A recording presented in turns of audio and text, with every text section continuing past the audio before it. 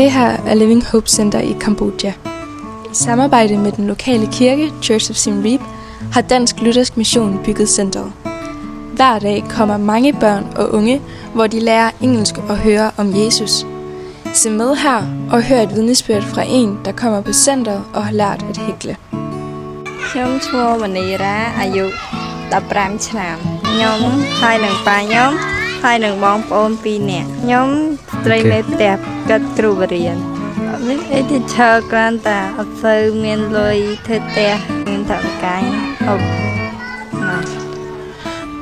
មានអីមករៀននៅសាលាហ្នឹងក៏សប្បាយតែអត់សូវមានលុយធ្វើផ្ទះស្អីពេលហ្នឹងខ្ញុំឃើញគេចាក់អំបោះហើយខ្ញុំចង់ចាក់ដែរតែអីឃើញគេចាក់លក់ស្អាតខ្ញុំ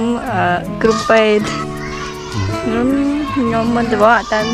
សូវជឿព្រះណាស់ដល់ពេលខ្ញុំដល់នេះខ្ញុំរៀននៅសាលានៅនោះទៅបានដិតដល់ខ្ញុំមកសាលា LC នេះក៏មានគេបរៀនពីព្រះបន្ទូលល្អៗទៅបានជឿម្ដងតិចជ្រាបលាបាយបាយ